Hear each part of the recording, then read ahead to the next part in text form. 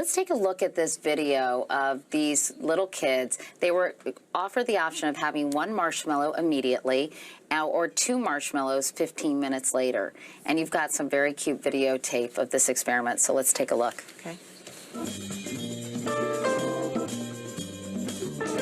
What we found is a very simple and direct way of measuring a competence that seems to make an important life difference. A researcher tells these preschoolers that she's going to leave the room.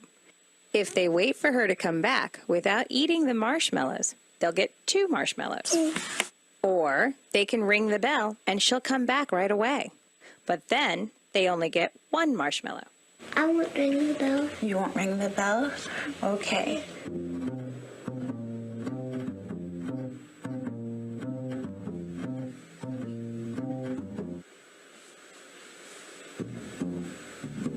Looking at children over time, Dr. Michelle has found that being able to wait longer at 4 has some pretty powerful implications. And what are those powerful implications? Is that that later in life they're more disciplined and have more self-control? Is that pretty much it? Well, they are more likely to achieve their life goals. They have better relationships. They did better on their SAT tests. I know, that's crazy, all because they waited 15 minutes for 2 marshmallows? I mean, I think it is crazy. I probably would have eaten all 3, but... Yeah, me too. But, you know, actually, yes, the ability to be able to pursue your goals, in this case it was to have 2 marshmallows versus 1, and not go on automatic and just grab the marshmallow, is a very important skill. But I think a main point in Mind in the Making is that these skills can be taught if you're 14 or 40 or 4. It's not ever too late, and any child can learn them, any adult can teach them, and it's never too late.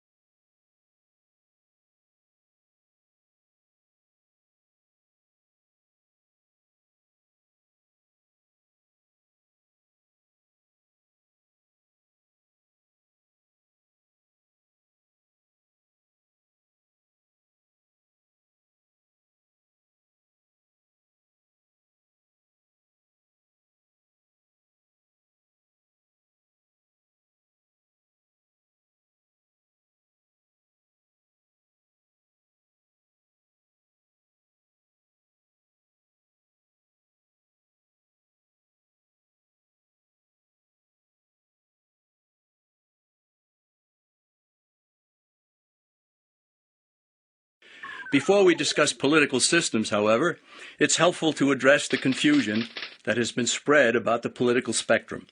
Many have been led to believe that the political spectrum places groups such as communists on the far left, fascists or dictators on the far right, and political moderates or centrists in the middle.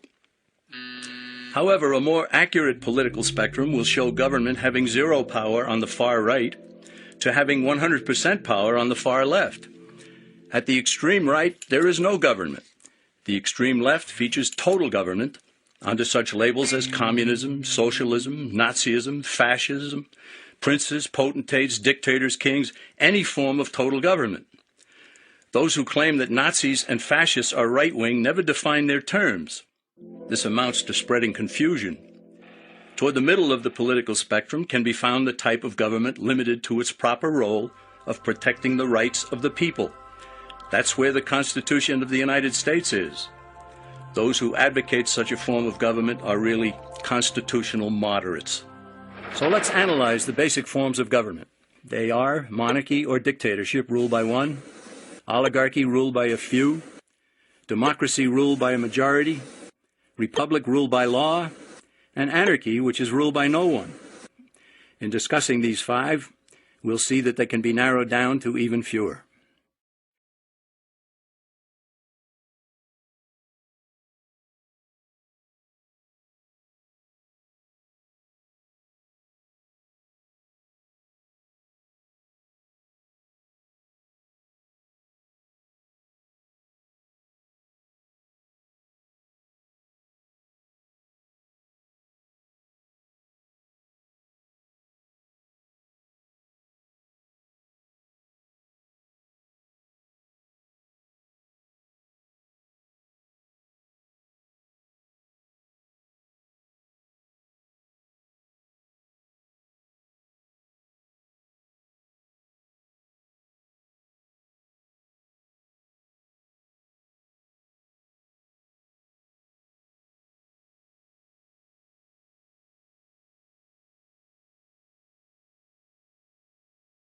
This busy little town is named after St David's first cousin.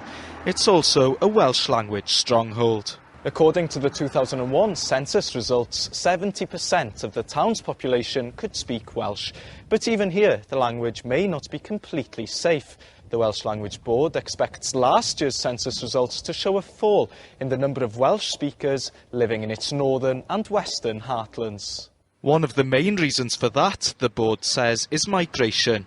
Many Welsh speakers are choosing to leave the country. At the same time, only a small percentage of those moving in can speak the language or choose to learn it. Historically, over the past 70, 80 years, Welsh people have continually left in order to find better standard of pay, maybe, and quality of employment. The thing that's changed most probably is that there is a larger amount of English people now who have found Wales over the last 20, 25 years, particularly this corner of Wales, and regard it as a desirable place to come and live. And as opposed to many areas of England, I suppose, like the Cotswolds, cheaper as well.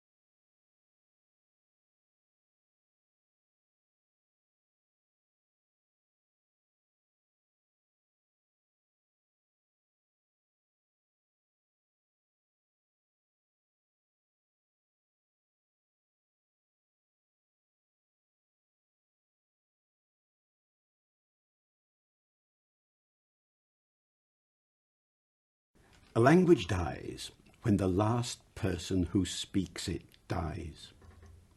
But you know, sometimes people say it dies when the second last person who speaks it dies, because then the last person has nobody to talk to. Well, of course, languages have come and gone throughout history as communities have come and gone. But what's happening now is something really quite extraordinary. Well, there are about 6,000 languages in the world at the moment, more or less. Nobody knows the exact number. And of these, people think that about half of them are so seriously endangered that they're likely to die out in the course of the present century. Now, the present century is 100 years. Half is 3,000 languages. So that means one language is dying out somewhere in the world, on average, every 2 weeks. There are all kinds of reasons why languages die. One is the physical reasons, when people are affected by famine and disease and earthquake. Another is genocide, when some countries deliberately try and stamp out a small language.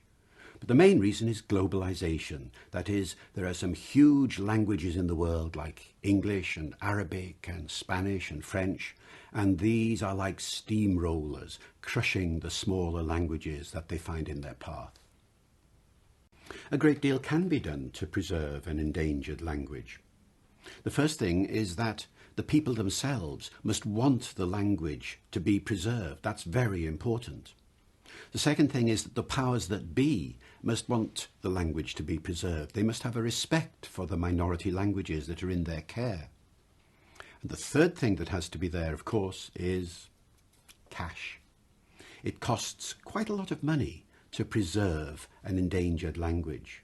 Think about it. You have to train the teachers, you have to write books for the children, and all that sort of thing. It doesn't cost an extraordinary amount of money, but it does cost a bit. So without money, endangered languages don't have a positive future.